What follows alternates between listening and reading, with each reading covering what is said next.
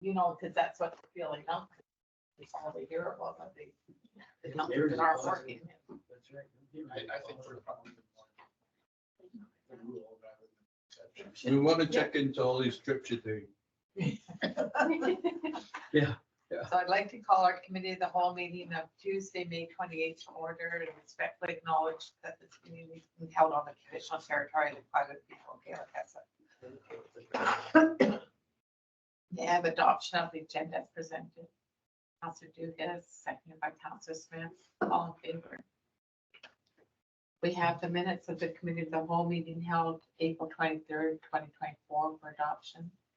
Councillor Smith, seconded by Councillor Tidbury. Any errors or omissions? All in favor? Carried. We have the minutes of the committee of the whole meeting held April 25th, 2024 for adoption. Councillor Tidbury, Councillor Smith, second. Any errors or omission? All in favor? Carried. We have no delegations.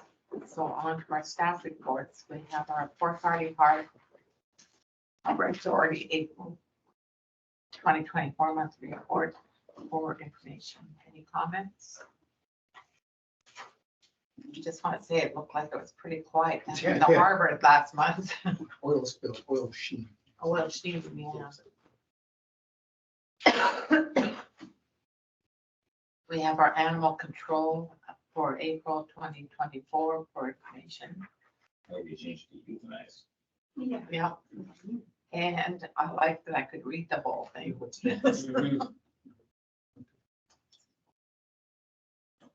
So I do like, maybe pass on how much I like the way they've done their report.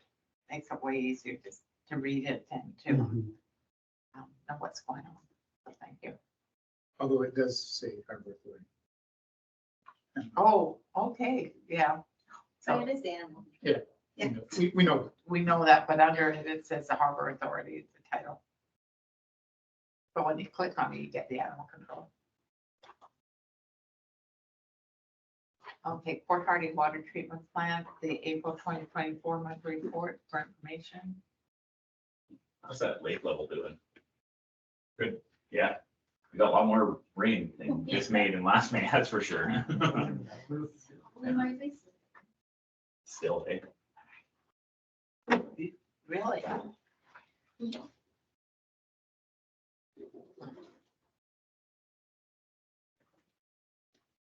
So any other comments or questions? Pretty quiet so far, Jason. Oh, I did have, oh, sorry. I did have one question, Jason, sorry. yes, sir. With regards to, now when we're talking about the water treatment plant and the flows and the usage, I see that the usage was up this year compared to the other years. Substantially. Yeah, so can you contribute that to what? Well, some of it is water leaks. Mhm. Ones that we can control, ones we can't control. And that's basically where it boils down to, just more usage, customer usage, residential and commercial, and water leaks. There's no other real justification for it. Mhm. People are using more water. And the commercial ones, we have most of them metered, so fortunate. Half of it, yes, where it is a large expense to do these projects, so we're working into it slowly. But that is our goal, is to start complete the rest of the commercial meter. Perfect, great, thanks. So with the water usage, I know we talked about doing more conservation and stuff like that. Is that been on your radar to talk to Joe and how to do more water conservation? Yes, and one of the things we did talk about today was looking at the harbors. Coast Guard used to they used to fill up their ships at the harbors. And it didn't cost them anything. They started doing that at their own facility. But then they realized, oh my God, we're spending thousands of dollars on water. So it just kind of you look at all the vessels that are filling up and doing their servicing there, they're not getting charged for water. So we're going to be looking at closely how much water we are using at Ottawa harbors, it appears, and just to kind of maybe get some more metering done, find out really where all this water is going. Okay. Thanks. Could, I mean, because last year at this time, we had no restrictions, or were we, oh, we did. What level, were we at same level? So we were at 2 for the month of May, and then in June, we switched to a level 3. So we're still at 1 right So, now. and at this point, we'll hold at 1 until we start seeing any kind of significant changes happening. Jason, just, what did you say about the Coast Guard again? So they were filling up their vessels at the harbors in past. Yeah. They've switched that now to, they fill Their- up their main facility. So they pay for the, Yes, paying. they're paying. for it well, now. I thought that we had a meter on this side too at one time. So we did have a meter, and then it broke, and then Oh, we have an upgrade of the okay. water line that's gonna go in, so they will be being charged, because we've got added in the line to allow us, but the issue is that they've had unfettered access to our water at the Seagate Pier, but it also comes through at a trickle, so they have to wait a really, really, really long time for that water. And so we would have to have somebody on standby to watch as they're filling it up, so hopefully with the upgrade, we'll be able to get them better flow. So Oh, that we okay. can actually have somebody there to watch the meter and then charge them appropriately.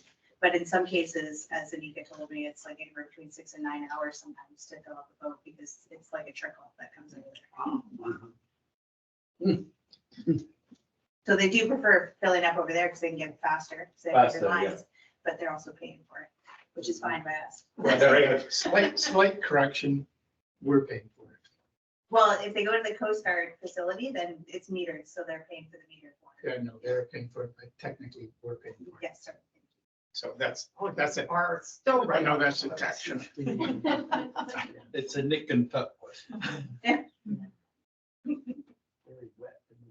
Oh, my gosh. Here we go. Yes, sir. Just one question with regards to the reservoir project. Is the tender gone out now?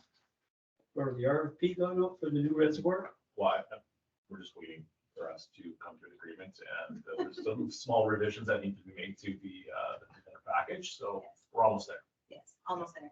And they're very minor now, Yeah. now that we've got one of the answers cleared up. Yeah. One of the questions was why are we using 2009 MCD standards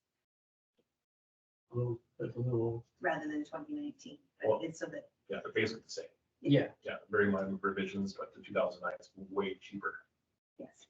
to use that one, so. But they're basically the exact same. Okay, it's gonna be going out quick then. Yes, yes. that's right. Okay, Perfect. So once it's out, how long is the time? For one like this, for Yeah. technicality, 3 to 4 weeks is typically what we'll leave it for. Mhm. Because the information that we're receiving back is going to be far greater than the request for proposal, where it's a little bit more up in the air. This has to be more finite. It's a lump sum contract. Yeah. 3 to 4 weeks now. Any other questions? On to our manager of recreation and community service, her reports. Yeah, so does anyone have any questions? Very detailed. And congratulations for the people you're saying got positions. Yeah. Oh, look at you, even pictures. That's right. All right. We have to- Lights are off. You know how to, Spill steers up now, Jason. Yeah. She had a good t-shirt. Yeah, that's right. I guess she probably taught her teacher a lot. No doubt about that. Okay, so people are starting to get a little twitchy. Any word? So all of the schedules are in. Just pulling up the email. All of the schedules are in. The contractors are supposed to be coordinating the health inspector. That information was sent off to the health inspector 2 weeks ago down in Campbell River. The schedules have been also sent, so the schedules had just completed at the end of last week. And the health inspector is away currently until June the 3rd, and then we'll be returning. One of the things that we had been told is it'll take anywhere between 7 to 30 days for the health inspector to review all of the Oh, my goodness. documentation and then schedule a visit. We're asking them to expedite that. And the last thing that we have here is so basically our inspector is happy with what we have. We've received all of the schedules. That's great. Check. Now, all of the schedules have been sent to the health inspector's office, who will return on the 3rd, then review those and schedule. And we're gonna start putting pressure to get it quicker. 30 days. Yes, and part of the issue is we only have the one health inspector right now doing the whole North Island. They have not replaced air personnel. So we're at the mercy of bureaucracy. Okay. July. All the tiles are good. Well, we're still buckling. We've got time to fix them though. So that was the question that was asked today, is we've got some heaving happening again in another joint area. And so are we gonna open in the next 3 days? Because we're gonna need 3 days to fix this. And I'm going, yeah. I can tell you it's not gonna be in the next 3 days, but we won't know anything until he returns on Monday. I wonder if we could use any of our contacts with Island Health to put pressure, saying it's a mental health issue Good. to get the pool up and running. As soon as they're back and we get an answer as to what they're gonna do, then we can choose to go that way. At this point in time, there isn't health inspector to give to us. Yeah, Mhm. okay. Give me my clothes and spoon. Yeah, I've got my glow, we've got, we know the MLA. Yes, Do it. But if I could, just Naomi can speak to the training that's already. been Yes, happening. and the lifeguards, because we've lost some lifeguards too, right? Yeah, we lost some lifeguards, but even right now, they're training. Okay. We do have, yeah. they're Wow. Training, yeah, last week and this week they're training, so, and they're feeling really confident, because they were nervous but they've been in the water and they're getting that training from Carrie and they're feeling excited. That's So, awesome. yeah, they're ready, and then this Friday, Carrie and Melinda are going to the high school, because there's a wellness day there, and they're gonna be talking to a bunch of students, so, yeah, so. Full recruitment. Yeah. Especially if you can get training happening now, so that they're ready to go. Mhm. Ultimately, Naomi's goal and mine, under my direction, is as soon as we get over the road. Like, if we get the sign off, it'll, like, We're jumping. Yeah, in. we are ready, we are ready. the mayor We're will be just- called to be jumping in. Yeah, and We'll be we jumping in. Yeah. Yeah. we are ready. As soon as that check mark, we're done. I want to see a backflip for sure. That happened a long time ago. By accident. It'll be a off the board back to double. There used to be, way back when we had a high diving board, I digress, we had a high diving board, there was someone that worked at the mine at that time that did the most amazing dives.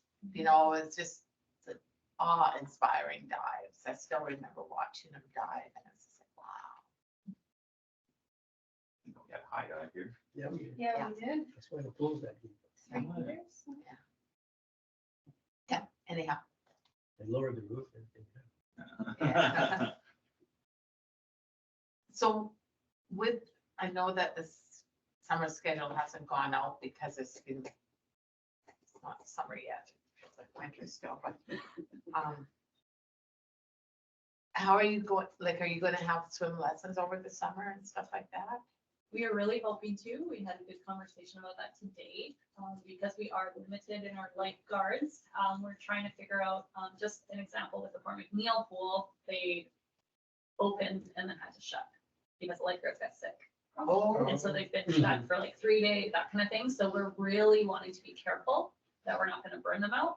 But we have 2 summer camps that will offer swimming lessons in them. We're for sure doing that. And then I've just talked to them again today about trying to see if we can some more in, because I would really like to see some over the summer, and I know everybody does. Mhm. Yeah. So we're trying, we want to, and we're trying to figure out how to do that. We know the demand's gonna be really high, so it's gonna be really tricky, because I feel like a lot of people are gonna want all their kids in. Mhm. So that's piece is gonna be tricky, because we can't offer obviously everybody, but yeah, we are doing our best, and we'll see where we're, yeah. so my other question, and this is operational, and you don't have to answer me, but I I know that in Campbell River, because demand is so high for Aquafit, you have to register for Aquafit down in Campbell River. And I suspect it's gonna be the same up here. So are you gonna do the same sort of thing and then kind of like the gym classes or the exercise Yeah. classes where you can pre-register, you know you're in, but if there's space and you can drop in. Aquafit will be registered.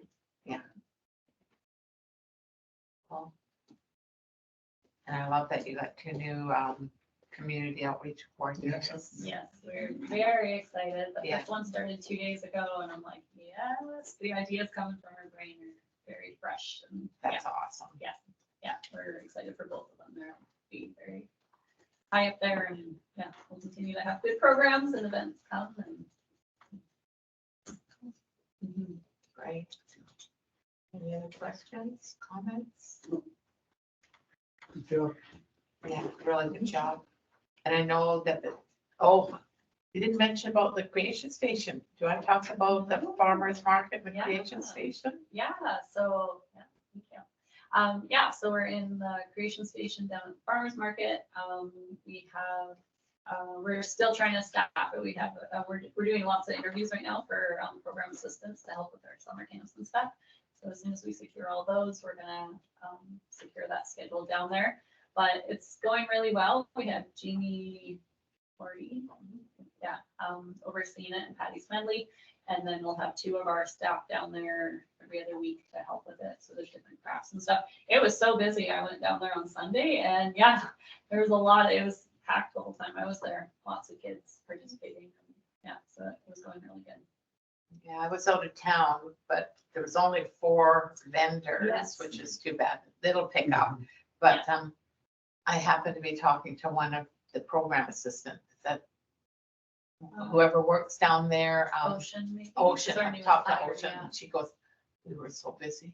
Aw. We had to get another table, they were all Aw. full. Yeah. And she goes, and then the sun came out and we Oh. could face paint, and she goes, it was so much fun. Oh. And I thought that, coming from it, a young worker, it was really, the enthusiasm was great. Mhm. I'm actually really impressed with the interviews we've done so far. We got some good kids applying. Applying. Yeah. So yeah, it'll be really cool. And I love that the Hardy Hustle will be there at the same time as the farmer's market. I think that'll be a good like collaboration. Yeah, I think so too. And just so that people aren't caught unawares, speaking of the hustle, we're gonna go up to Trustee. So we're only gonna be closing the road between Douglas and the hospital entrance for that portion while they run towards Trustee. And then we're gonna block off that left turn lane so the runners can make it up Trustee, and then they'll go down Highland, and then down to Park Drive and around Park Drive, and then all the way out to Bear Cove and then back again. And, but we are gonna block off the portion of Main Street, Douglas, and where the EV charging stations are down on Market Street in order to make sure that the runners aren't gonna get hit by a car as they come through the Tory Gate, which will be the ending portion of the Hardy Hustle. So just so there isn't any kind of worry about when we put up the notice that we're closing down some roads. Okay. And you had put out a request for counselor help and stuff, Yeah, so, I did. Yeah. okay. yeah, we're getting people, so we're good. We're Okay. doing good. Yeah, I'll be in the park. Yeah. You'll be doing metals though, correct? That went over really well, I think. Yeah, I Yeah. think it's such a. You got a sweaty hug from me. I know, I had a lot of people, I had people crying on my shoulder. Awesome. You're so wet. She's gonna shove the garbage bag on her this time. Hold on a second to get ready for this.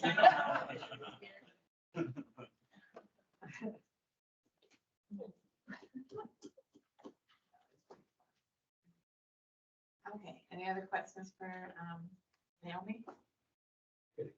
All right, so on to our Jason Jacinto and the 2024 operational service report. It doesn't have any pictures. I noticed that the other report had pictures. Don't know if you Yeah, noticed yeah, this. nice. Yeah, I'm looking for the picture. The I thought for sure you'd have one there on the street sweeper, a picture of the street sweeper. Yeah. Forgive me the typos with March. Sometimes I trust my supervisors a little too much. I need to vet the document, but yeah, it is for May, for April. Oh, under WPP.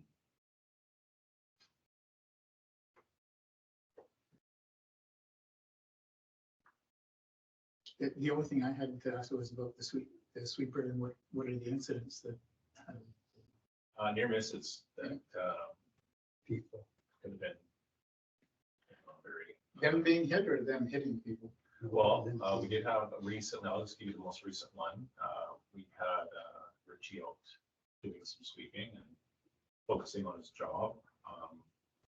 He was back in traffic and that's the way it is, right? Sweeping.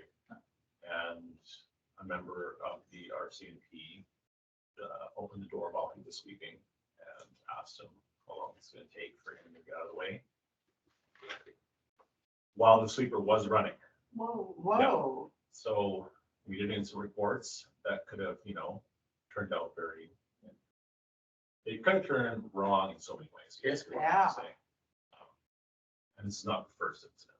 And I do believe we were trying to get a quote from another company and they had their sweeper on the highway and they got into an accident. So it just seems to be a trend that keeps popping up and we have to kind of really identify when's enough is enough before somebody gets hurt and identify what roads are critical, which roads do we need to look at, which roads can we maybe contract out, which roads can we just say, hey, listen, we'll focus on a customer-based complaint process with these roads.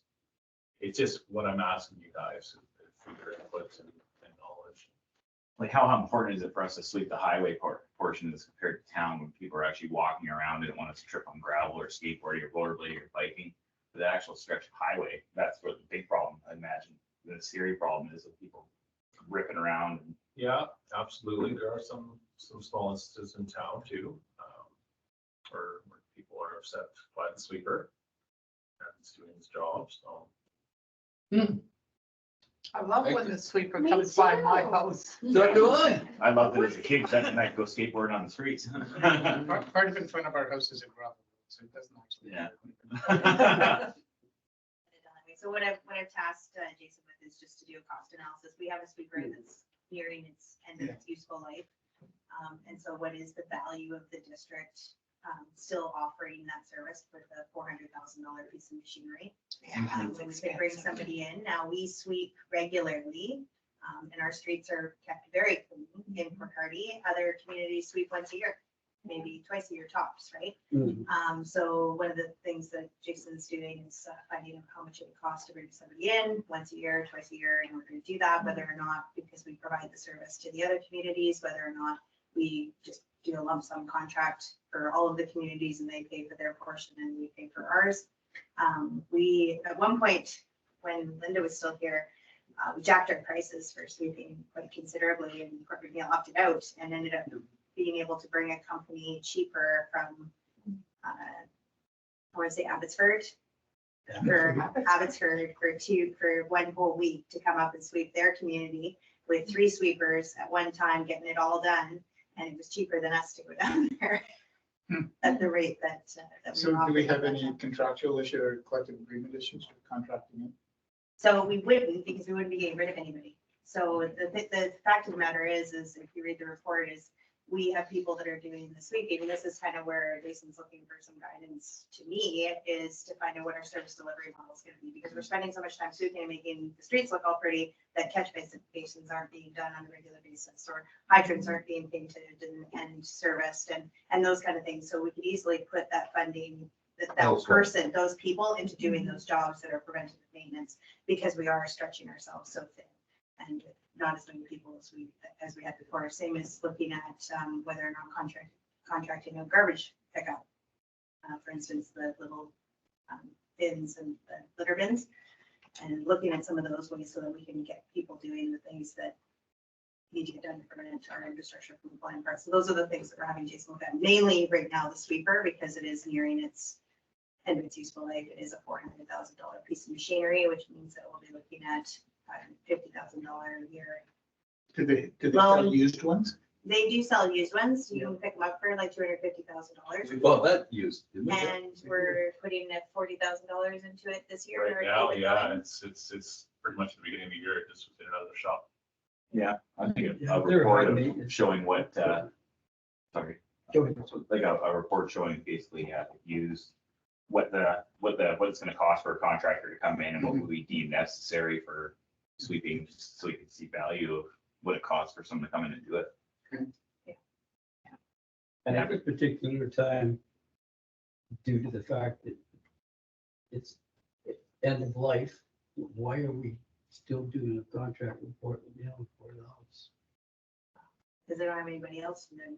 Well, we're not gonna have We're anybody good either. neighbors. Yeah, but that just puts wear and tear on that piece of equipment too. How does it get there? Drives. Yeah, well, see, that's another It drives. crazy Yeah. way to go. Yeah, or was it, oh, yeah, I trailer. don't think I realized that. No, I'm looking at trailers for a lot of our equipment. Not just only, I'm not looking at the sweeper currently, but I am looking for a trailer for the backhoe.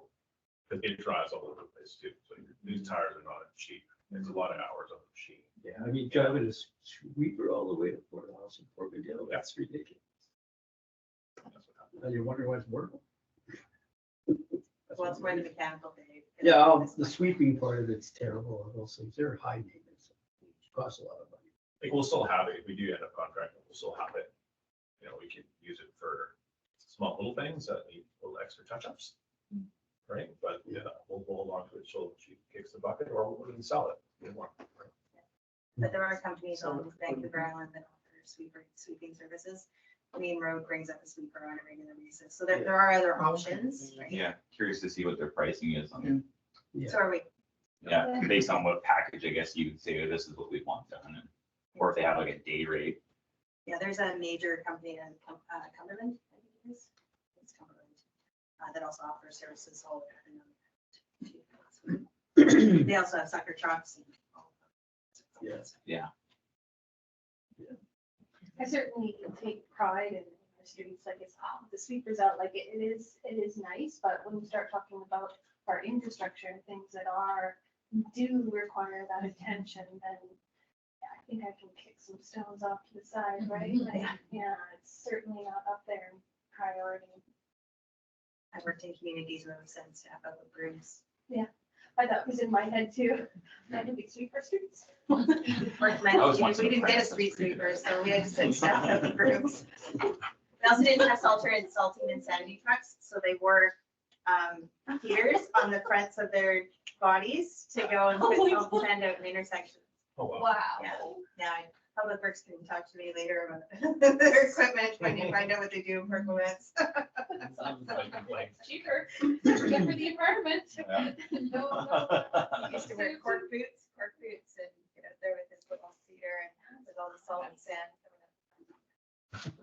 When I was in Ottawa, and I was walking down one of the roads, street sweeper was out.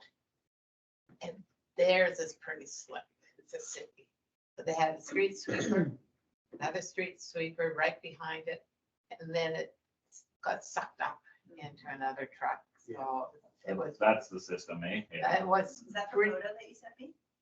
Did you send me a photo? or did oh, I you might have sent you that photo. Yeah, it was pretty cool. I want this. Yeah, for cool, $1.5 million. Here we go.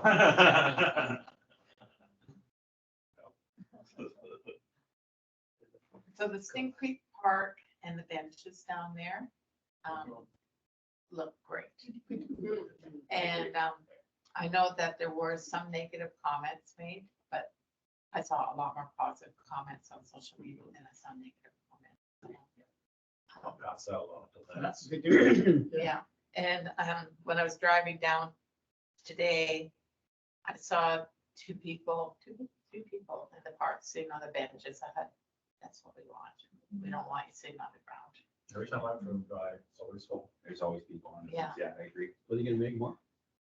It's, would you like us to make more? But there's still people sitting on the ground when you drive by. If people notice that Yeah. in the next little while, then yeah, but Yeah, see, right now, let's see how it goes. Well, we know when it gets warmer. yes, Yeah. yeah, for sure. fill up down there. Yeah. That is for sure. Any other comments? The line here about thanking Louisa for the microwave tower point Yeah. system, I think that's something that should be recognized because that's a significant $65,000. cost savings. Mhm. And then not having a monthly 500, like I was talking to Heather about it, because I had said to Heather, I'm like, shit, like, like you could RFP this to, local company, they could like run a fiber line out there, and she's like, well, we're doing the tower, and then we want to pay $500 a month, I almost, Okay. yeah, when you said $500 a month, I was like, oh my God, so yeah, that's big savings, that's Yeah. I was gonna take all the credit, but yeah. That's good, smart. Yeah, For sure, very smart. very smart. So how does it actually work? it's a microwave point to point to the hop. So we have Bear Cove Reservoir and it has fiber optics there. So what they do is they run a cable up to the reservoir, top reservoir, and put a dish on top of it. And they point that over to To where the reservoir? the other reservoir over the water treatment plant. And then I'll have another dish right beside that pointing down. Down to the water treatment plant? So it just Yeah. point, wink, wink.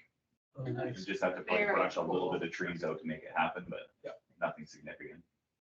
Nothing Yeah, compared it's to a that. pretty what- good shot from there to there, isn't it? Oh, yeah, there's just a bit of alders in the way, but that's nothing compared to what it would cost for Telus to, To bring it in. or even a private contractor, which, as I said, it'd be cheaper for a private contractor to do it, but then you're still paying that monthly. And then looking at the cost savings, it's just, that's the way to go. So what are the plans for the 65K? Oh, there's already. What? Let's put it this way, we have a fire truck that requires roughly $11,000 worth of warranty work. That's our 50% portion on each job. So that's going down next week. Brent's taking that down to Vancouver to get that warranty work done. So that's the letter 17. the one That's a month, it'll be down for a month. It'll be down for a whole month. And then we had some, obviously we'll have some overruns at the harbor. We had about $10,000 of overruns at the harbor, so we'll lead up into that numbers.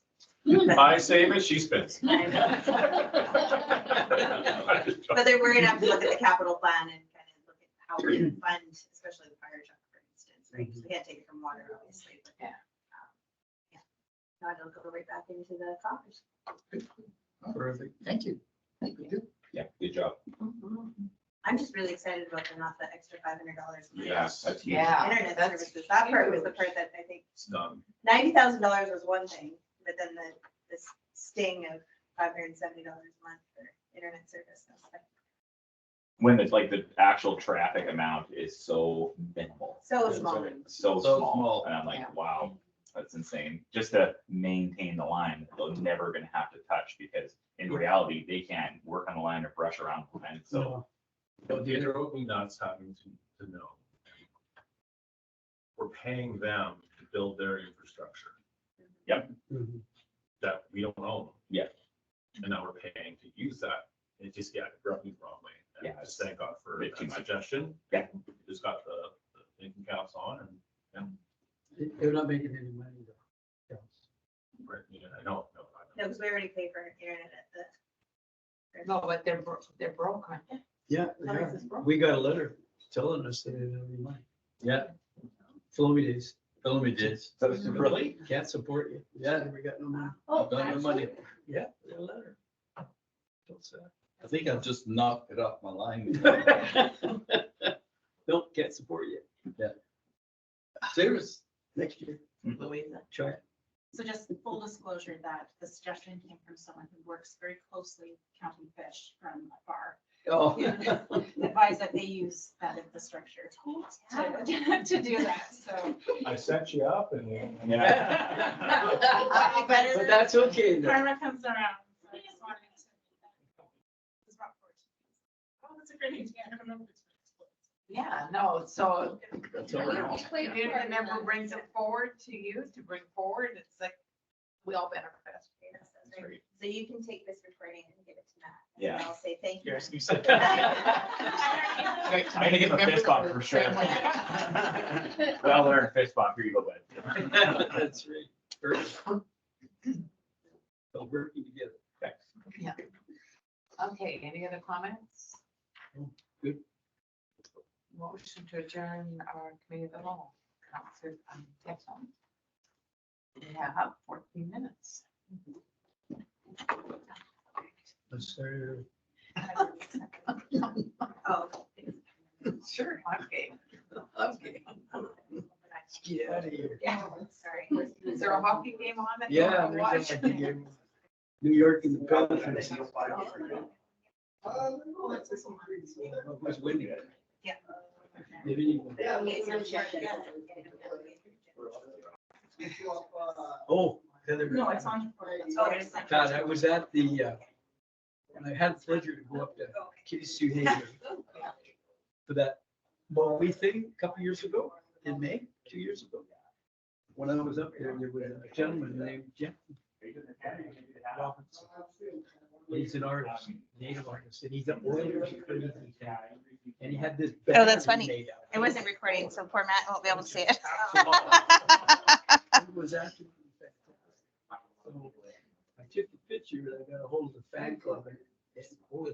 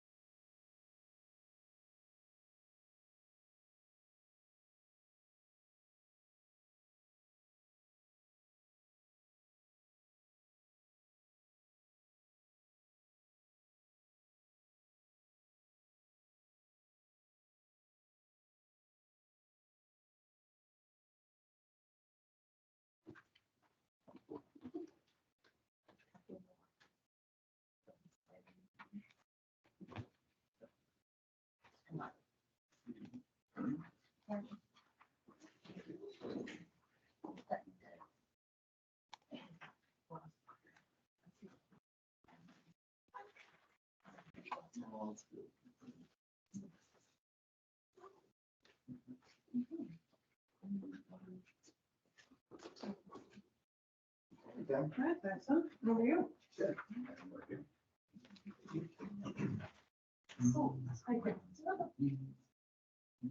know, right.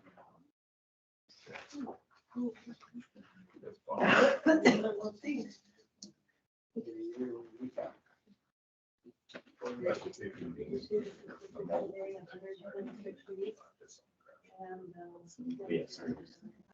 Yeah, we changed the transformer. Yes, the transformer itself weighed 14,000.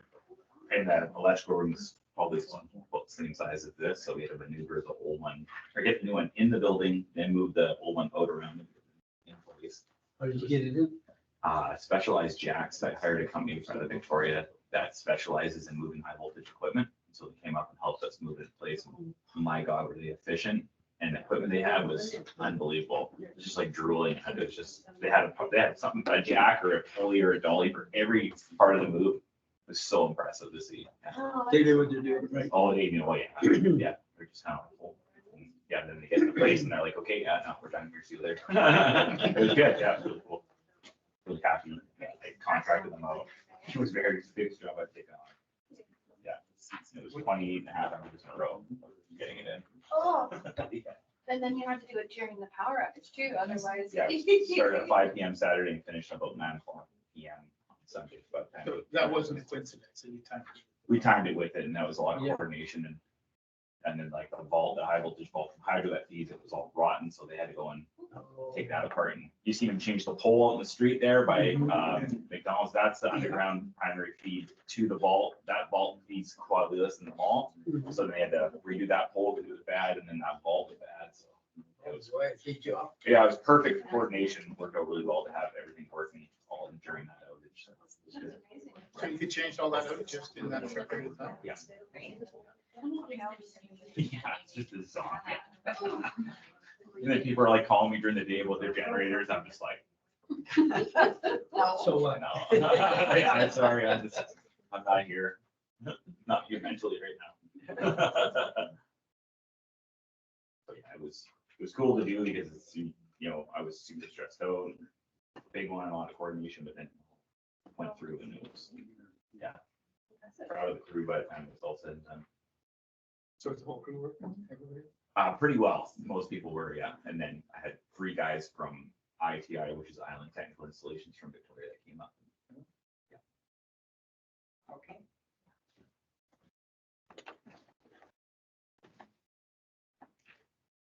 I think we're okay. It says it's recording, so. So I'd like to call our regular council meeting of Tuesday, May 28th to order. Respectfully acknowledging that this meeting is being held on the traditional territory of the Clyde people of the Castle. May I have approval of the agenda as presented? Council Tidbury, second by Council Smith. All in favor? Carried. We have the minutes of the special council meeting held March 26th for adoption. Moved by Council Texmo, second by Council Tidbury. Any errors or omissions? All in favor? Carried. We have our minutes of the special council meeting held April 29th for adoption. Moved by Council Tidbury, second by Council Texmo. All in favor? Carried. We have our minutes of the special council meeting held May 9th for adoption. Council Texmo, second by Council Smith. All in favor? Carried. We have our minutes of the special council meeting held May 14th for adoption. Moved by Council Texmo, second by Council Tidbury. All in favor? Carried. We have our minutes of the regular council meeting held May 14th for adoption. Moved by Council Smith, second by Council Tidbury. Any errors or omissions? All in favor? Carried. We have our delegation of Trevor Bush, Staff Sergeant, Acting Detachment Commander, and Ryan's not here. So, hello and welcome. Have a seat. This special seat pin.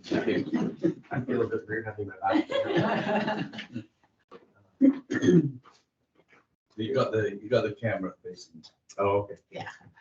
Well, it's nice to meet everyone. I thought I would just quickly start by just introducing myself, talking about a few highlights, significant files that the detachment had this year, and then I can sort of walk everybody through some of the statistics that I brought. So this is only my third week in the community, so I'll do my best to try to answer some questions. Got a lot of input from Ryan, Corporal Rook, but I may not have all the answers to your questions about specific reasons for what has gone on when I wasn't here. So I'll do my best, and I can maybe bring back some answers another time. That's right. So yeah, about myself, I have almost 18 years policing experience. I started in Dease Lake. I was in Comox Valley for over 8 years. Then I promoted to Powell River and then over to Duncan. So I've been posted to Duncan for the last 6 years and in a number of different roles with the senior leadership team. And then I was approached by Island District to ask if I would come here temporarily as the detachment commander because the position was advertised and no applicants applied. So I will be here doing my best to help out until that position is filled. And like I said, it's just been 3 weeks in the role so far, but I'm enjoying it. And there's some really excellent members of this detachment. And so I hope to just keep sharing the good news that they're doing. And hopefully you'll be getting those weekly reports. And I'll just keep providing those and just help out where I can. Awesome. Thank you. So some welcome. Yes, Thank you very much. welcome. Thank you. So some of these events you're likely familiar with. I just compiled a few events based on some of the media stories that were published in Fort Hardy and as well from some of the briefing notes that Corporal Rook sent up to the leadership team at the headquarters. So in June, the detachment dealt with an explosion at Winter Harbor at a logging camp. It was deemed not criminal in nature, but it was a rather significant file. Late at the end of June, there was a significant wildfire out on Holberg Road, which I'm sure you're all very familiar with. In August, there was a rather disturbing sexual assault investigation that took place at the State Creek Park. That was a lot of effort was put into that investigation, and it did lead to identifying the suspect and charging the individual responsible. In late August, there was a fatal MVI on Holberg Road, which I understand is outside of the town jurisdiction, but I included that just because it's relevant with the concerns related around drinking and driving in the community. In September, there was a rather significant investigation regarding a stabbing at the Providence Place Motel. That individual was also identified and successfully charged. In November, there was a minor MVI that was in the paper on Mayor's Way. It was deemed not criminal in nature. It did attract a lot of attention in the community. In November 21, there was an armed robbery. Suspect's photo was advertised in the local media, and which led to identifying the suspect and successfully forwarding charges. In January of this year, there was a stabbing at the Thunderbird Mall. Officers arrived immediately, provide first aid to the victim, likely resulting in saving their life, and also apprehended the suspect on scene, and he's also being charged. In February of this year, there was a disturbing fatal motor vehicle incident involving a dump truck on a highway. And most recently, in March, there was a local state of emergency that was declared. And following that, a few weeks later, on March 12th, there was 6 individuals arrested for fentanyl trafficking with the assistance of our Island District General Investigation Section. In March 23rd, there was a file involving locating an individual coming off of the ferry in possession of a loaded handgun inside of his vehicle. And just a couple of weeks ago, on May 15th, we successfully initiated a trafficking investigation into drug trafficking and executed a search warrant on Thunderbird Way, resulting in a fairly significant amount of drugs that were seized, along with cash and firearms, and as well illegal contraband cigarettes. But the drugs was kind of the highlight in that incident. There are still a number of other drug investigations that are ongoing that I won't be able to talk about, but hopefully we'll have updates for you at the next council meeting. So I've brought with me some of the statistics that we were able to put together, and we have a copy. I'll do my best to go through those, and if there's any questions, please feel free to ask. The total number of files for the community was up a little bit, just under 4,700, which is a 17% increase approximately from the year before. And then each of the groups that I've gone through, I've kind of grouped them into category that they're all into very specific small niche categories. So I've grouped them into basically a larger category. So all of the assaults in the community are up 7%. You'll see a rather stark number there. If you look at the aggravated assaults, it looks as though it's up 550%. But when you look at the actual number of files from 2 to 13, that's what makes for the large percentage increase. And I asked Corporal Rook why, if there was some specific reason why that would be. And so when you look at a common assault with a weapon, and aggravated assault, you're talking about splitting fine detail between the factors and elements of the offense. And some of those discrepancies could come down to how the file was actually scored. So it could be scored as an aggravated when it should have perhaps been assault with a weapon. So that's why that category is more accurate if you look at the entire category together. So 7% increase is not really something to be very concerned about. When we looked at our sexual assault investigations, they're up as well. And sexual interference, what that really is speaking about is a trend that's taking place all over the province with regards to people sending intimate images over social media, texting and things like that. And that's a trend that's up everywhere. There's a lot of campaigns right now to try to educate young people about protecting those images and not sending them out over the internet. So that increase is significant for that category. And the sexual assault themselves, from 30 to 47 is, for a small town, is that is a bit of an increase, definitely. In missing persons, that is a large increase. I asked Corporal Rook about that, and he said that things definitely come and go in policing. There's peaks and valleys. There was 1 or 2 individuals he indicated that were going through a rough patch in their life for one reason or another. And when people get into a trouble or struggling with one thing or another, those individuals were reported missing on a regular ongoing basis.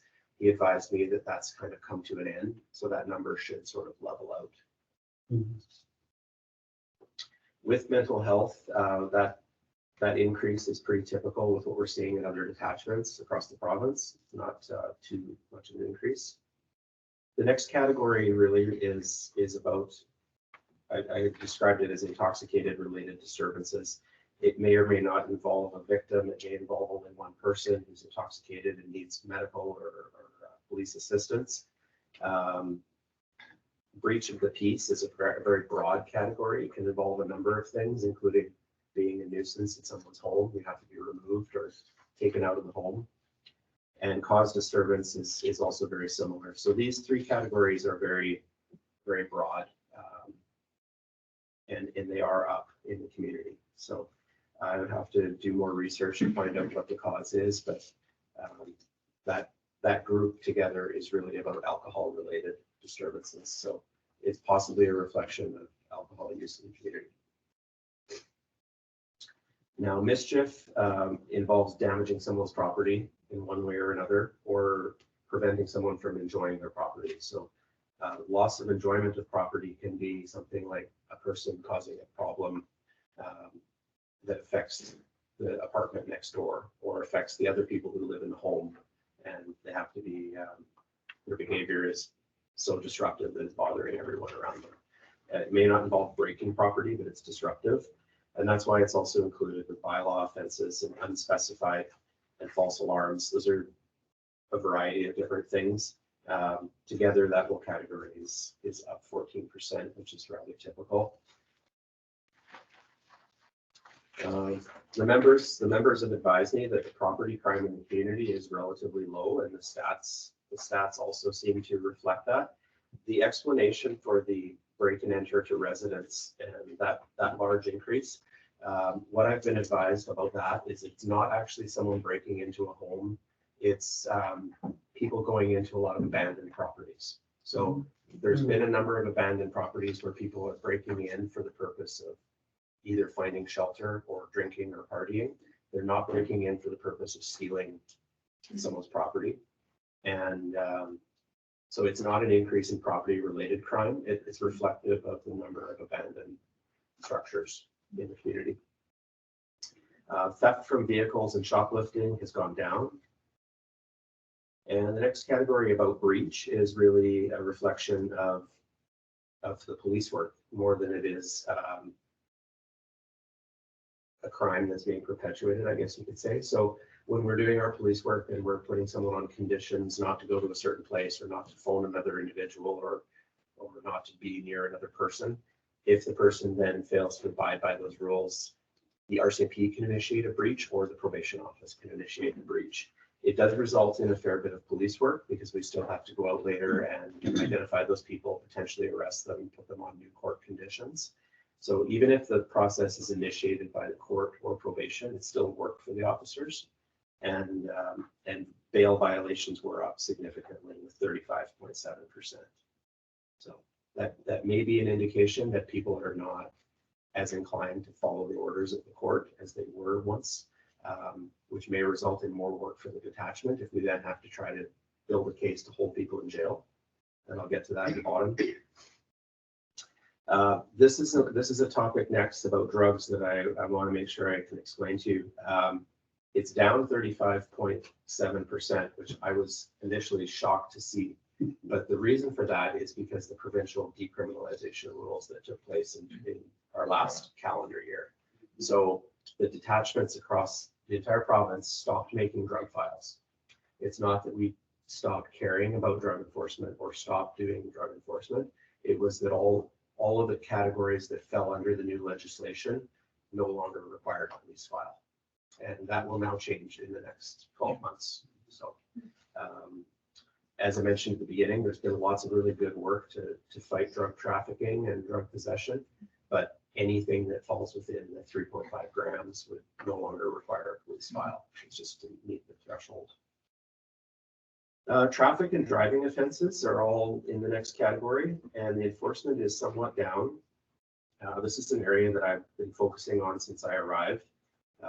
We've been hearing from the community and from our partners that traffic enforcement is an important issue.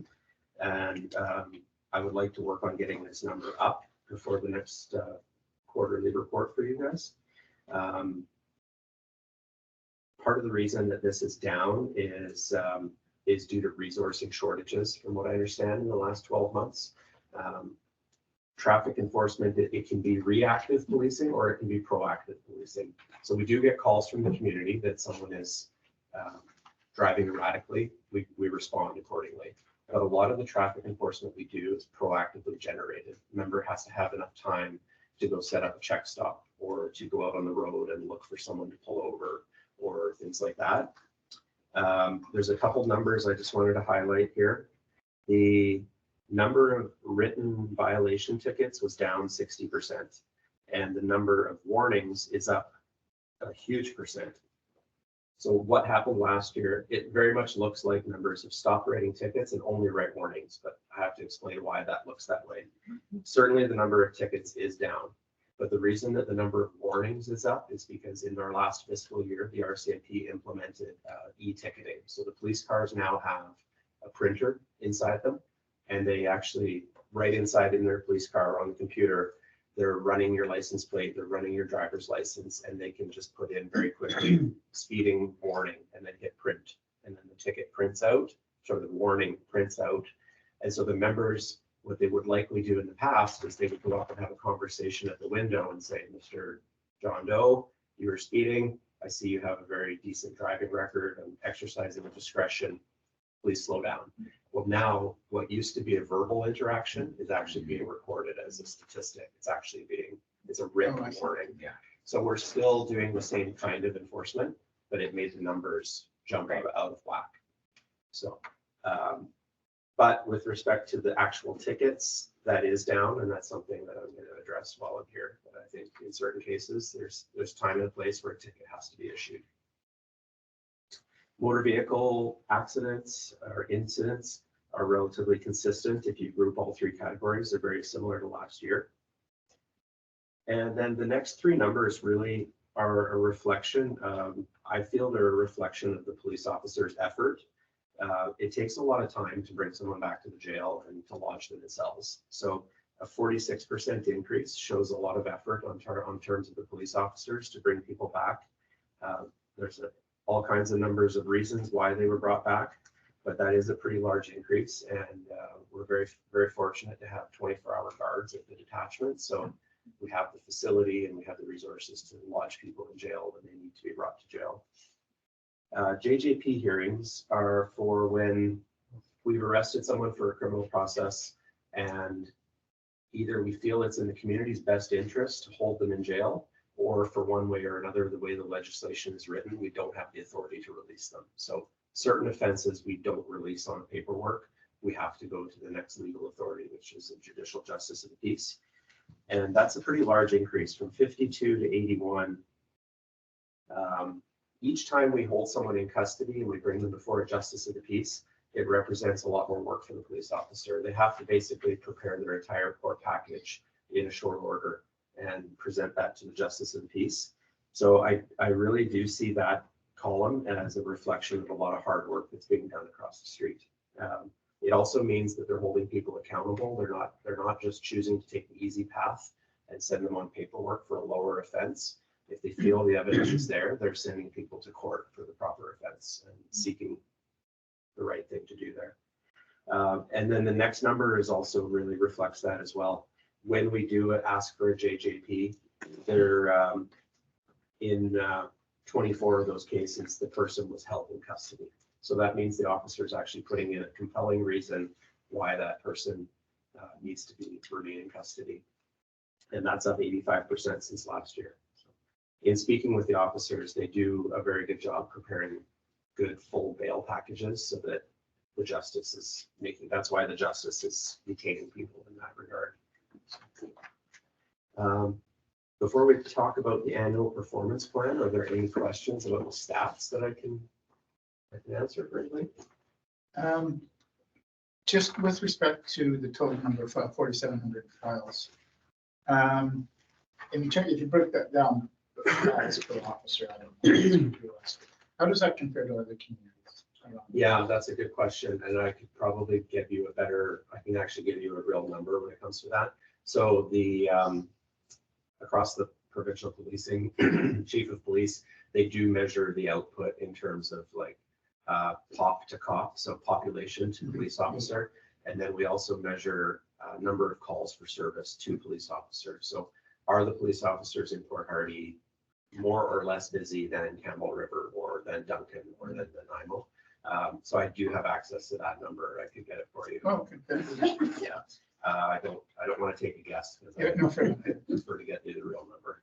And we have heard at one point that the complement had been, there was up when we were almost at full complement of officers. And Yeah, it that's sounds not- a little bit like that. No, that's not the case right now. So, so the staff sergeant is not here. That's why I'm filling in. In the last fiscal year, they created a sergeant's position, which is currently not filled. Corporal Rook is acting in that position. Then the detachment has 2 corporals, which fortunately we do have. And then I believe we're supposed to have 15 constables, and we currently have 1 young man on paternity leave. We have a young lady who's going to be having a family and leaving on maternity leave very soon. We have 1 position out of Port Alice that is dealing with medical situation. He has been backfilled, fortunately. And we have 2 young men that are in the process of selling their homes and they'll be gone very soon. And a young lady who left last year in November has still not been backfilled. So we're still carrying a shortage there. So with the 4-year isolated post, limited duration posting, there's constantly a lot of turnover. And it seems that each time there's turnover, there's large gaps that form between the person leaving and the next person coming in, unfortunately. So going into the summer, we're looking at potentially dealing with some of those resourcing gaps. So that's one of the things I'll be focusing on while I'm here is calling staffing regularly to try to help us out. So thank you. Anyone else? We really appreciate you coming. It's been a while since we've had our an official report. We get unofficial reports, so it's we're glad to have you here. Thanks. Yeah, I appreciate the opportunity. Around this time of year, usually at the end of March, our detachment sets our annual performance plan. And what you're familiar with, I'm sure from previous commanders, is what does the community like us to focus on? Now, it's very proven statistic that our proactive time is not very much. It's while in Duncan, the officers have about 9 to 11% of their time is proactive time. I think it could be a little bit higher here at this detachment. I have to pull the numbers, but the previous annual performance plans focused essentially around liquor-related offenses, driving offenses, and the drug problem. And talking to a number of people, it seems like that's still the consistent messaging that I'm getting, but I'm all ears and I'd love to hear from you. If You hit it right on the head. Okay. So we'll continue to focus this year on those 3 areas and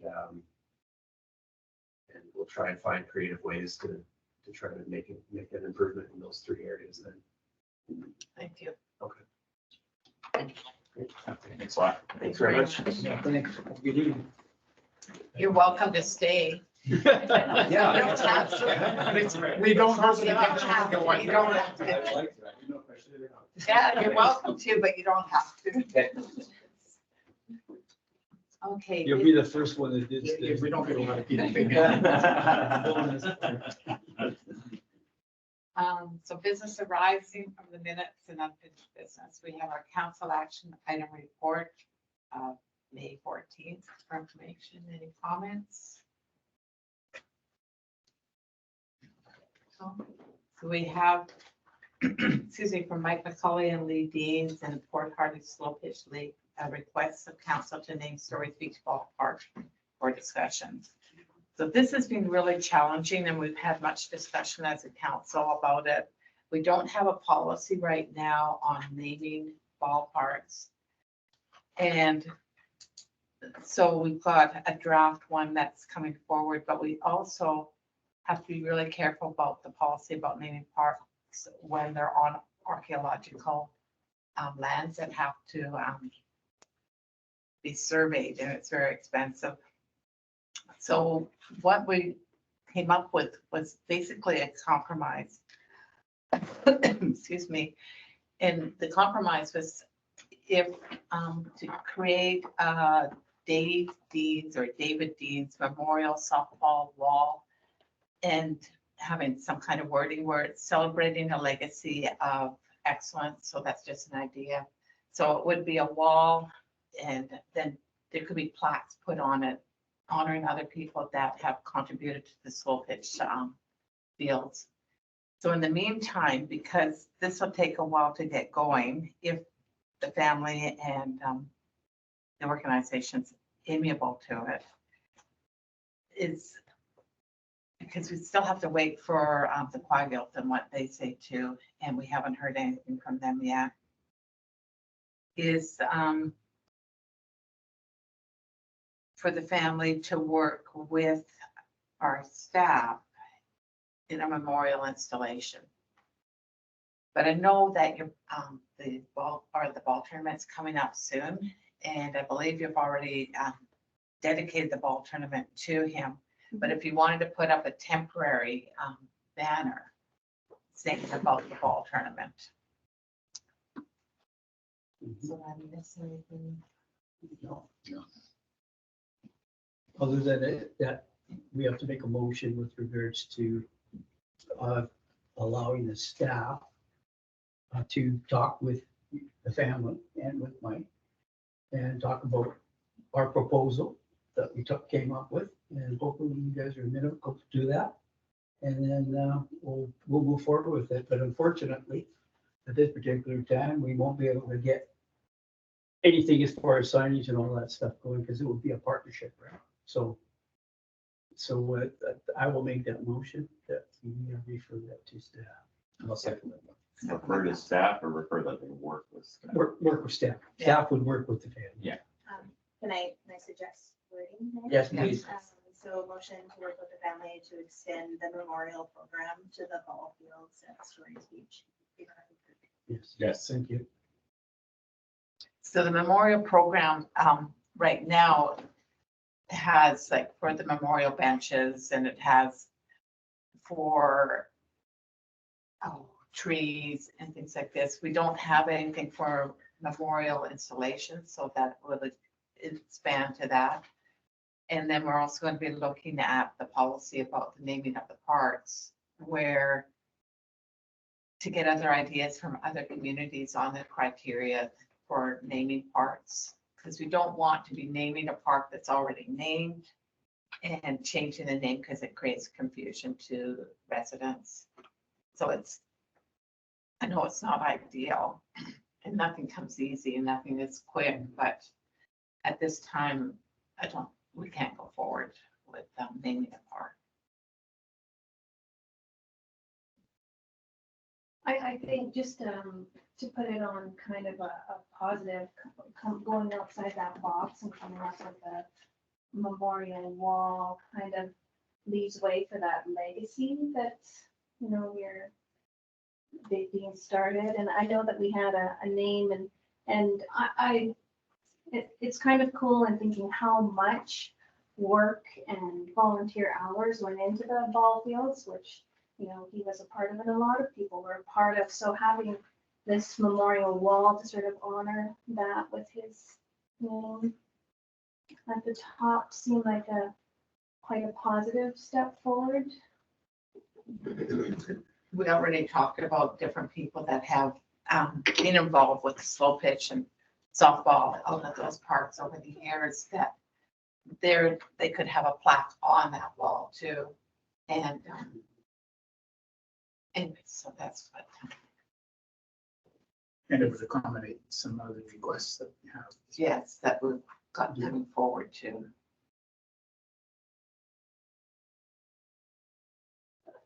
I'm not sure if we're allowed to say anything right now or not, but I'd love to.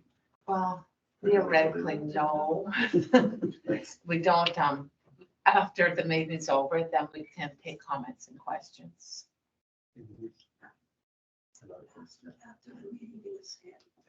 So, we have a motion on the floor. All in favor? Any opposed? Carried.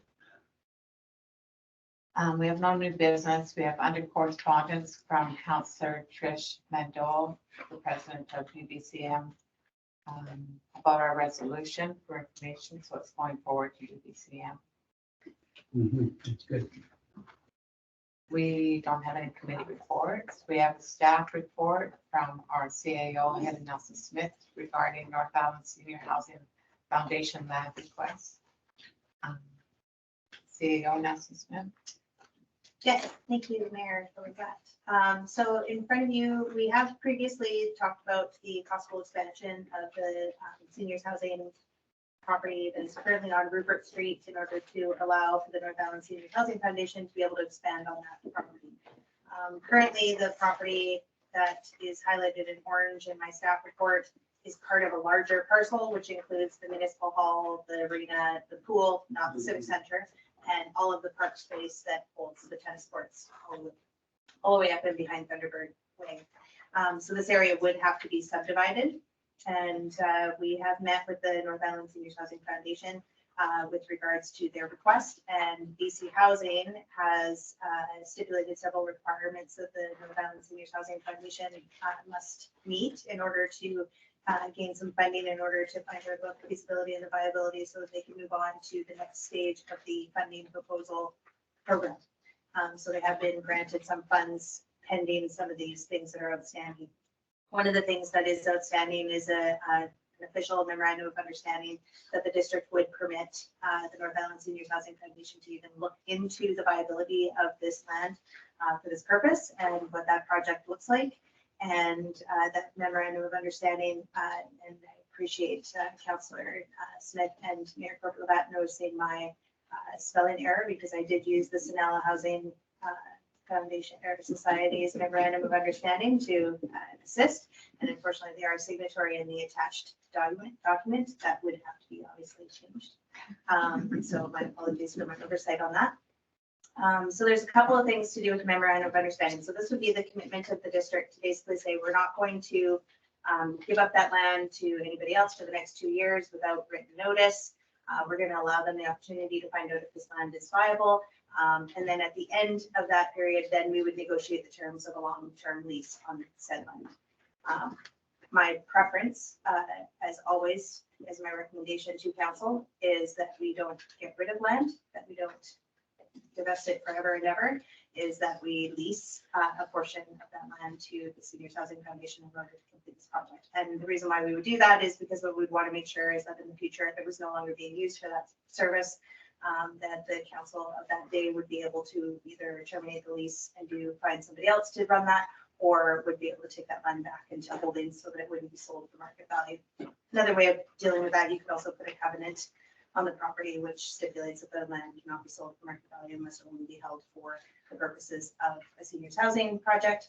And if it's not going to be used for that, it must be returned to the district of Port Hardy. So there are two ways of dealing with that, either lease, long-term lease, or a covenant on the property. And so there are a couple of things with regards to zoning requirements. So this particular area is zoned P2 institutional, which does allow for a number of uses, and I've listed them all in here. And one of them is a community care facility. And one of the recommendations that we've had from talking to our planners at McElhaney about how to mitigate some of the housing opportunities that will be coming forward that will be under agreement through either province or federal governments, including the Snella Housing Society project, is to add in a definition that allows for agreements of housing to be held housing developments to happen as long as they fall under an agreement that is held provincially and federally between two groups. And so what the recommendation would be at this point, besides the memorandum of understanding, is to also amend our zoning regulation to put in a definition that states that, as well as applying it to multiple zones across the board, which would allow for future housing developments going forward. There is an opportunity as well to include the Salvation Army in that, because there may be a housing project that may happen at a later date. Who knows?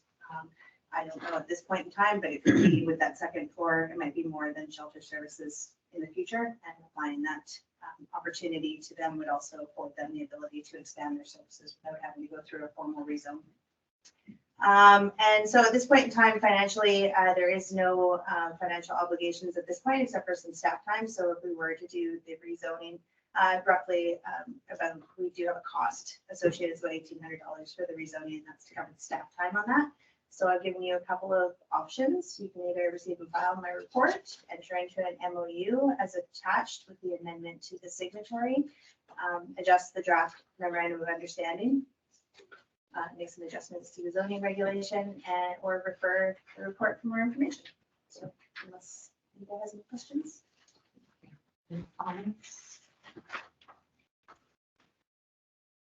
If you're sitting here praying. I'll move number 2 to enter into the MOU. Unless people see the amendments in the bylaws or zoning. I like it. That's the way to go. But happy to move number 2.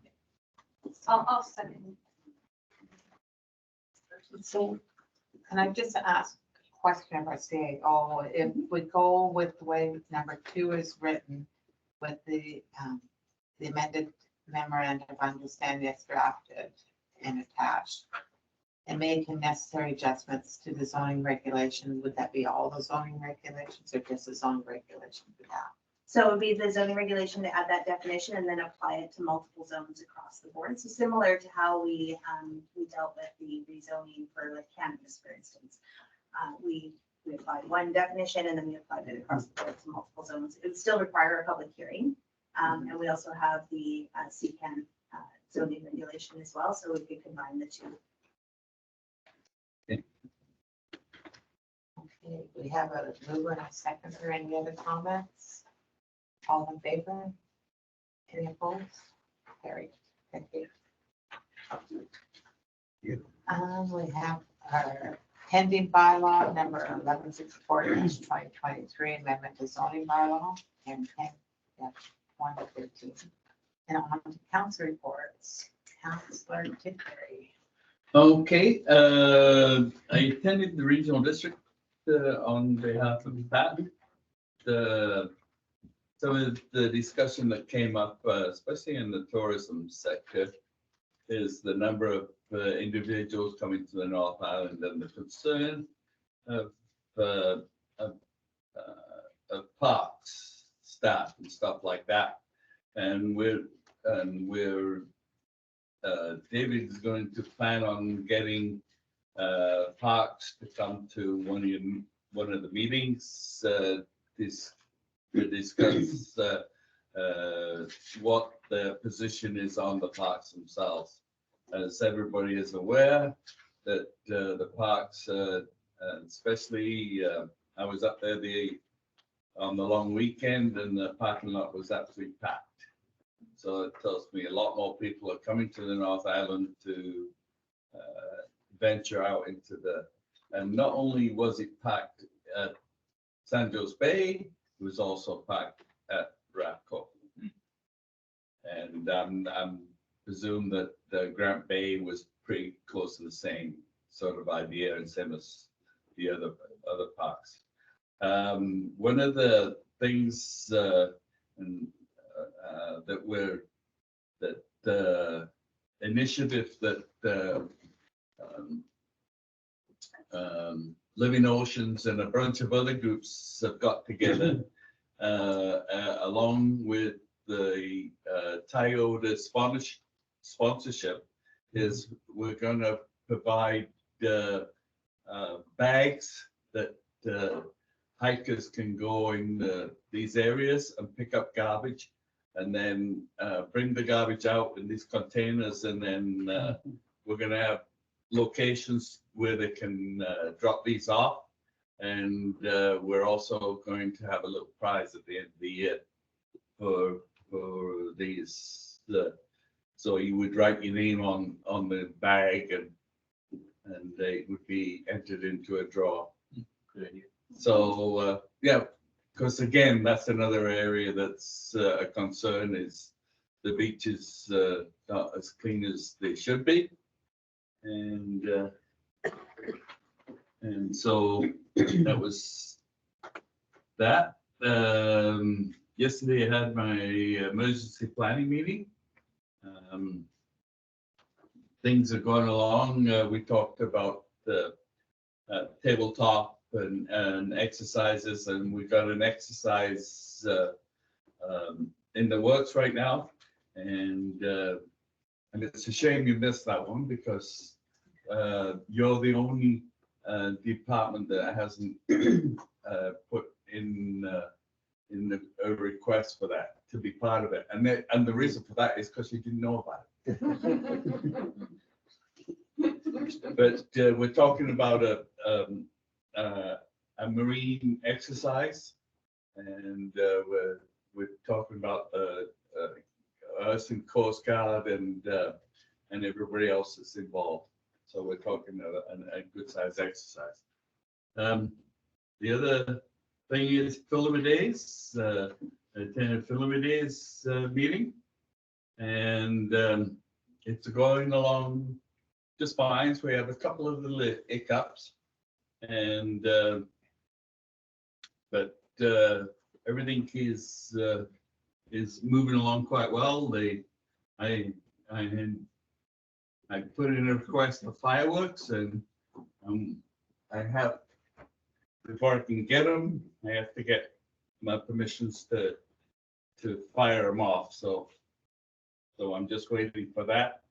But that's going well. The parade information is going to go out on Facebook in the next little while.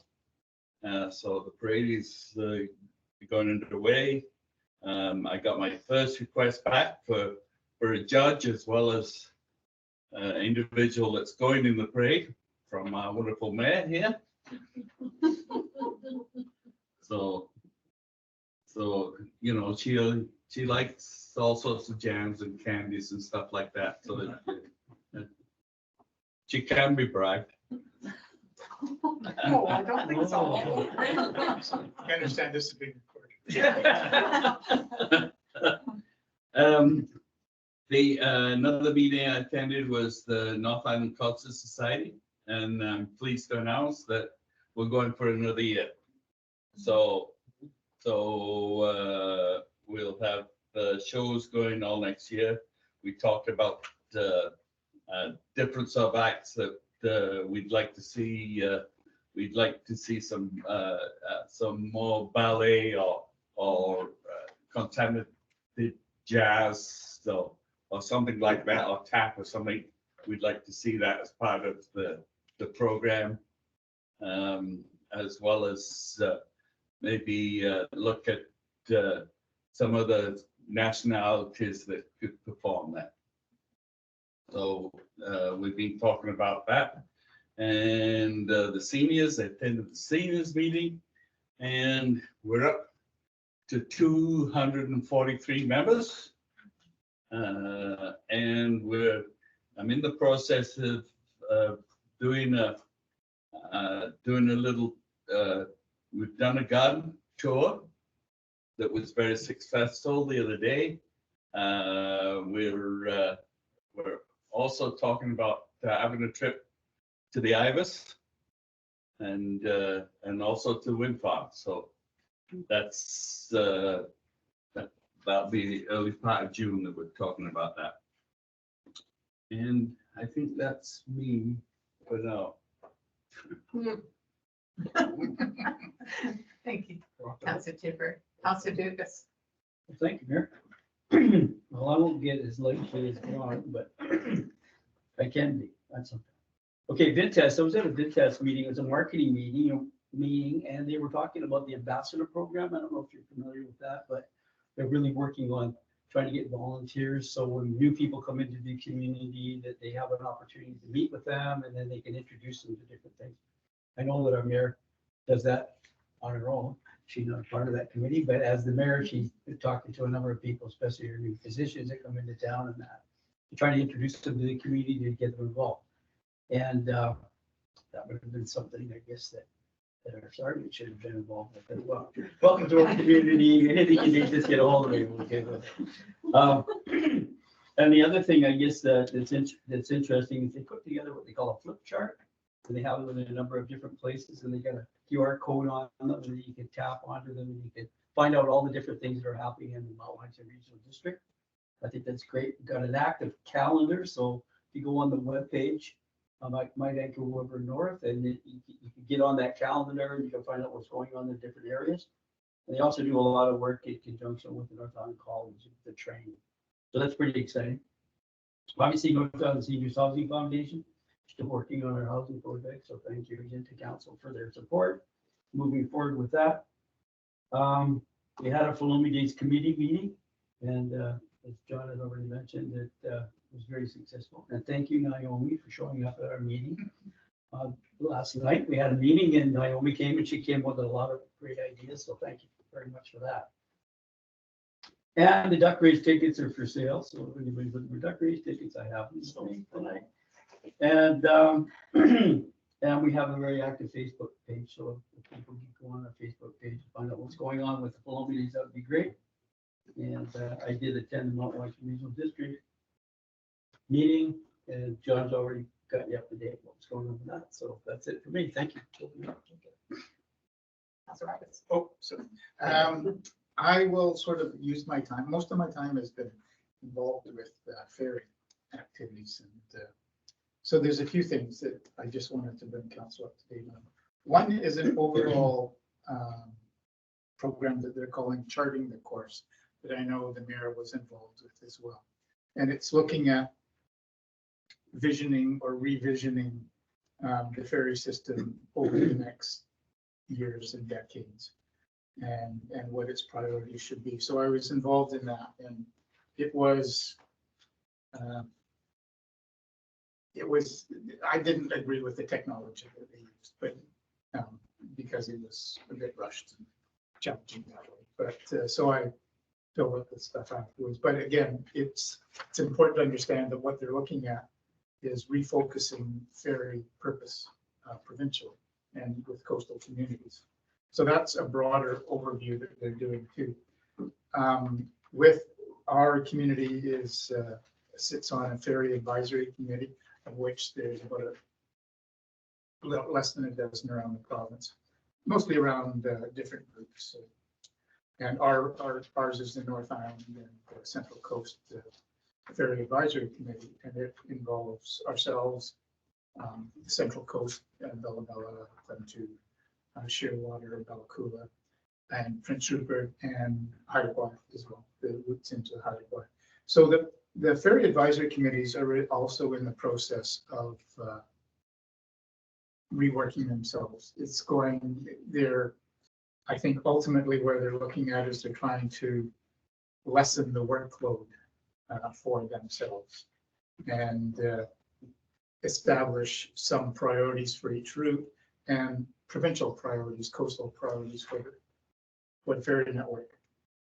And what I wanted to bring up, that's a long way of getting around to, is the fact that our northern routes are significantly different than some of the southern routes.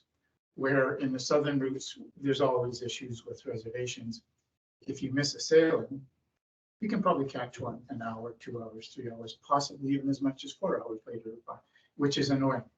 If you miss a reservation here, you're waiting for a week, or several days or a month. Yes. So, and routes 10 and 11 are not just routes. 10 and 11 are the routes to up to Prince Rupert and then again over to Haida Gwaii. So those form a different function than some of the southern routes.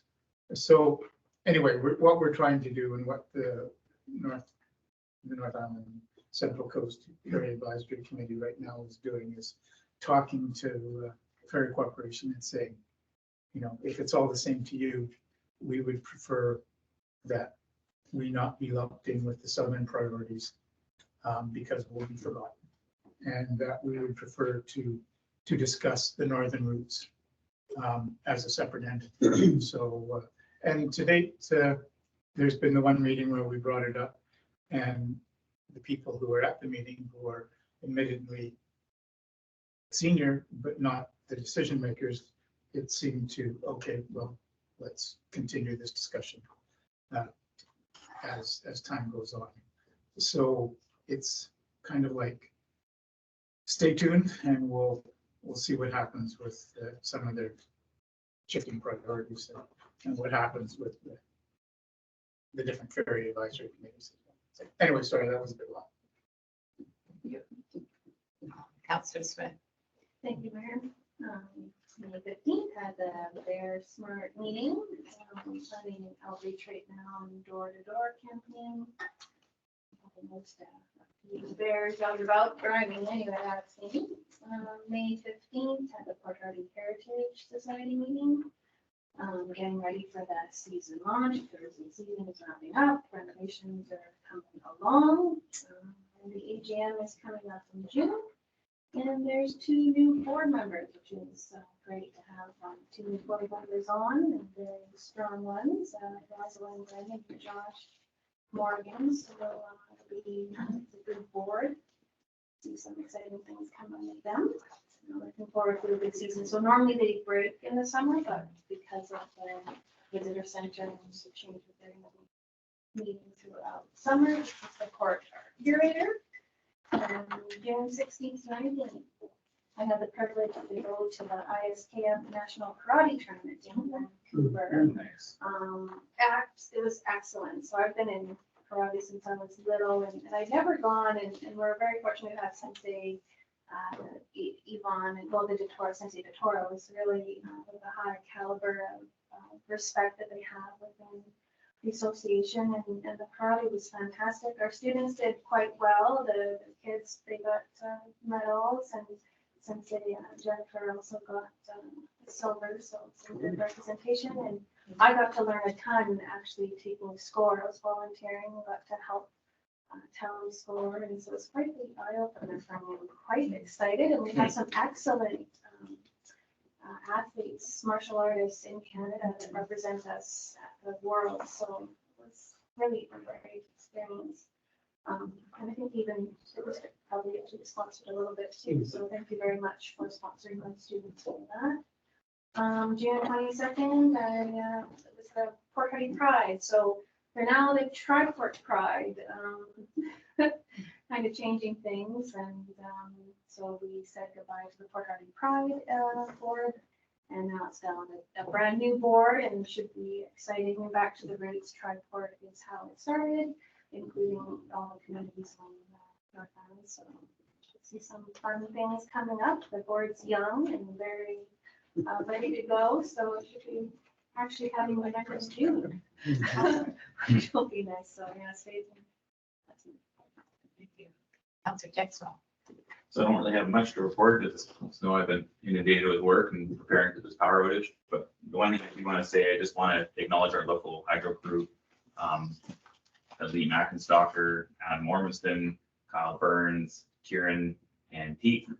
These guys work basically around the clock, and they really did an amazing job during the outage and got a substantial amount of work done that's going to beef up our infrastructure and reliability. And even the other hydro crews that came up from Down Island to help out and get so much done, it was extremely well coordinated. And everyone's seen that, yeah, they started late and they ended a little bit late, but given the substantial amount of work that they had planned and had to get done and did complete is very impressive. And I just want to shout out to our local crew that I don't think a lot of people realize how good our local crew is. I work with them quite a bit and I'm constantly amazed at their competency and what they can complete. So I just want to give a shout out to those guys. That's a good perspective. Thank you.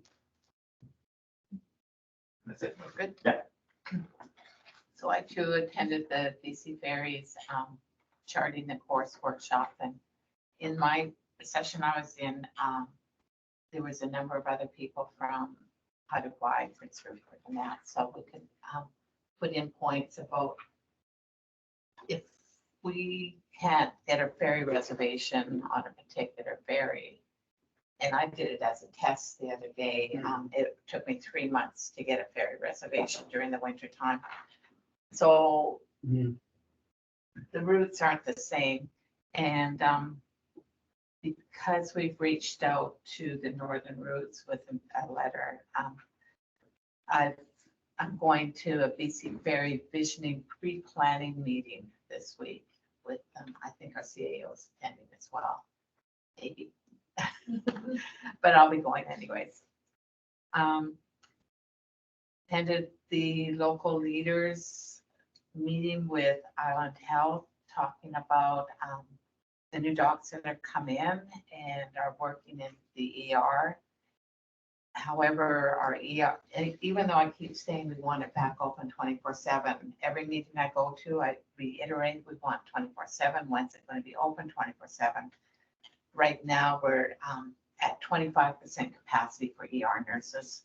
So they're trying to come up with innovative ways, and they're working with the union on trying to do some different things to make sure they have the proper coverage in there for the nurses, but that we can get our ER back open. So I'm not giving up.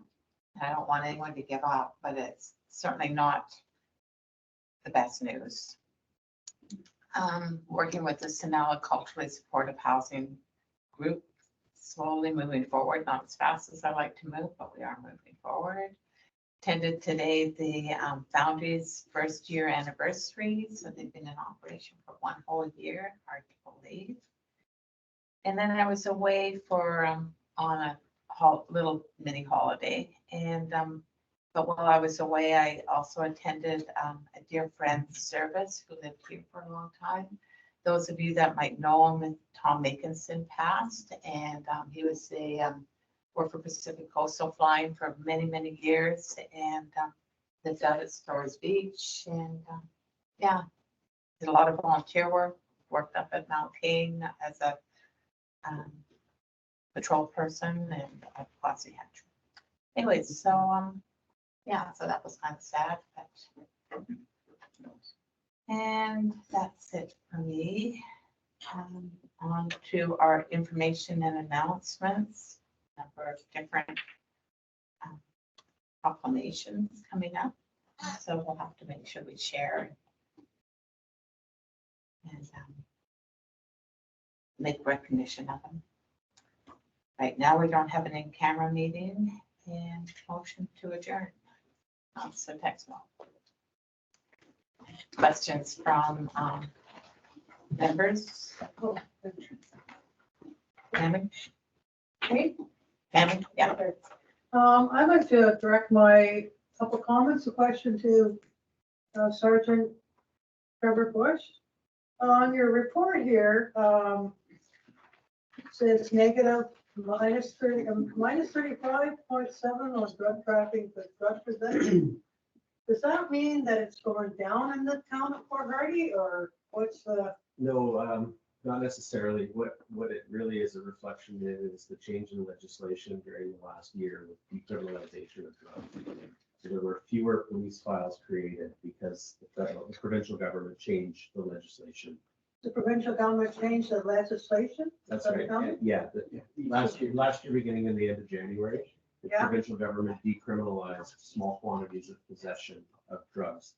And what it effectively did is it took away a lot of the powers for the police to effectively investigate drug trafficking as well as possession. So you guys have less authority because the provincial government's changed the legislation on this drug thing? It did change the way we had to do business, yes, and it's since now changed again.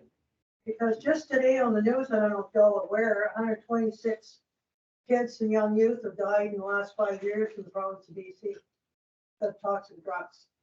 So the other question to you, sir, is March, Minister Farmer come to this town with $60,000 to this municipality to a situation table. How is that working, or do we have any updates on it? I can't speak directly about the situation table. I know in most communities, the RCMP is invited as a participant. Yeah. But I don't believe we're leading the situation table. We're one of the partners involved. So I haven't been here long enough to tell you what's happening. Okay, so you're just new in the detachment, are you? This is my third week. Yeah. Oh, okay, congratulations. Okay, yeah, okay, I want to know if you're coming more with these reports, because I've been coming to this council meetings here for almost 2 years. This November 8th of 2022, I arrived here. And the last report to this council since I've been here, I got it home, December 13th, 2022. So you coming every 6 months to the council here with a report of the town? I'd be happy to come back whenever I'm invited again. So these guys, you were requested to come here tonight? I was invited to come. Yeah, okay. Yeah, because in Port Neal, they have them every 6 months. And good to see this. It's nice you come tonight. Yeah, and did this for the public. Thank you. Yeah, that's it. Do you want me to answer the question about the situation table?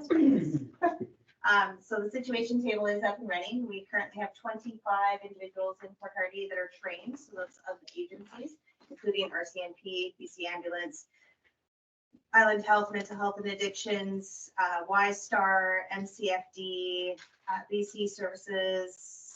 We have probation officers. The list goes on. North Island Crisis and Counseling Center, the Boundary, et cetera, are all on our table. And we've gone through the training. We've completed all of our privacy agreements and everything going forward. And we currently have 3 referrals that will be coming to the table that will be active going forward. Okay, yeah, well, because looking at the drinking report, that's pretty high. In town here, since the year before, it's showing the statistics there. Toxic drinking in public, yeah. Okay, I'm done.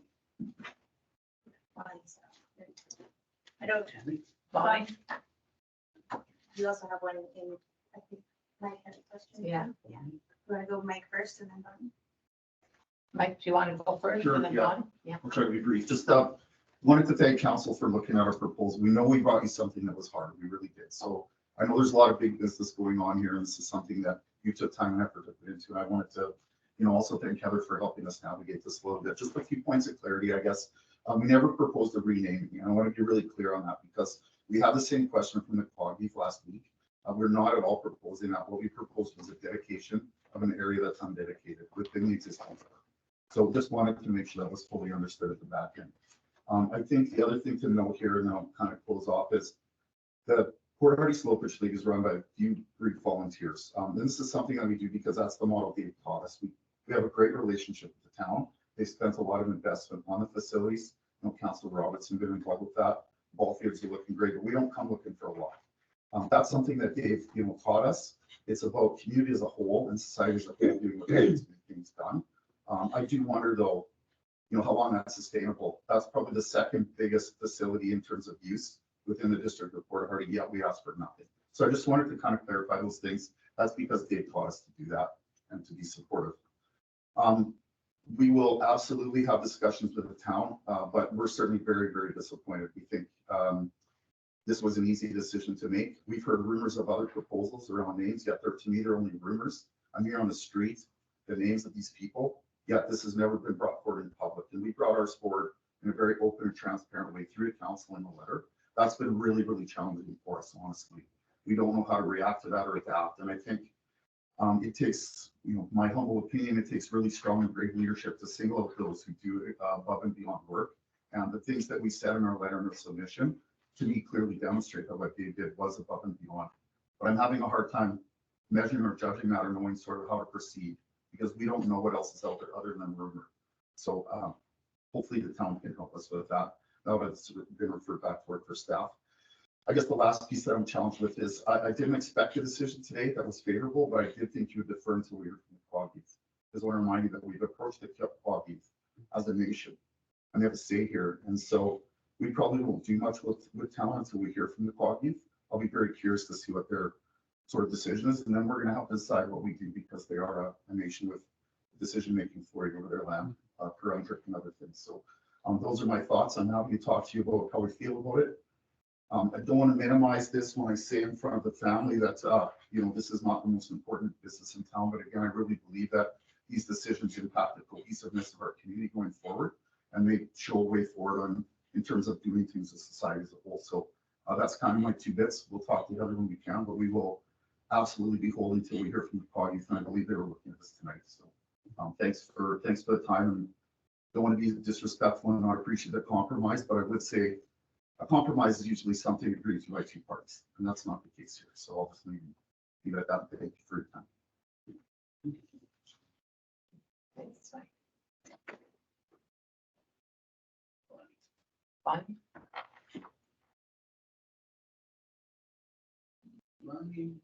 But you just have to unmute.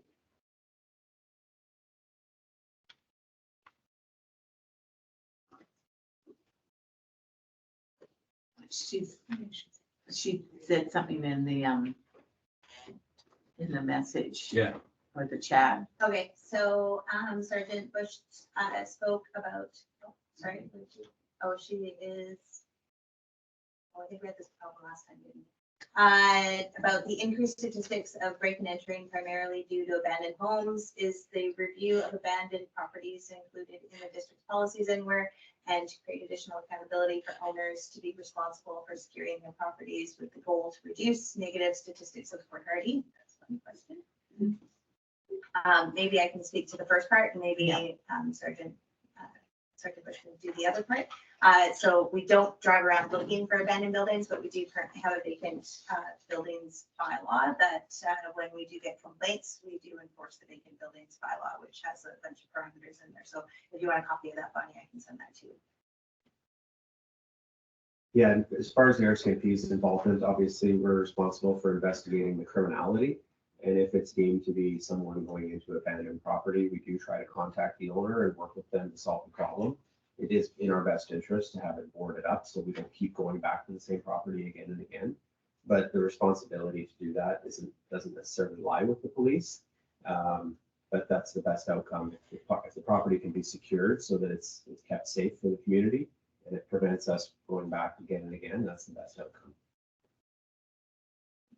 And also about attracting new citizens. Hold on just one second. It's about attracting new citizens and retention in our communities. Thank you. Not a question, that was a statement. Thank you. I think she was looking for the document. I'm also looking for the document. Yeah, we'll send that to her. And then there was a Q&A in there as well about, just give me 1 second. Will the report, okay, so will the report you have reviewed be provided to the mayor and council be available? So I did already respond to her in the chat that we'll email. Was there anything else, Bonnie?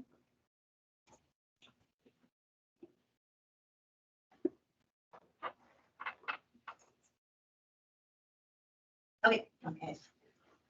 Sorry, I actually forgot my question at the end of my little spiel there. So, I do apologize. No matter what happens, we are still planning some type of ceremony of dedication in Dave's honor at that event in 2 weekends. And per our letter, we would like some representation of council where we humbly invite you to do that.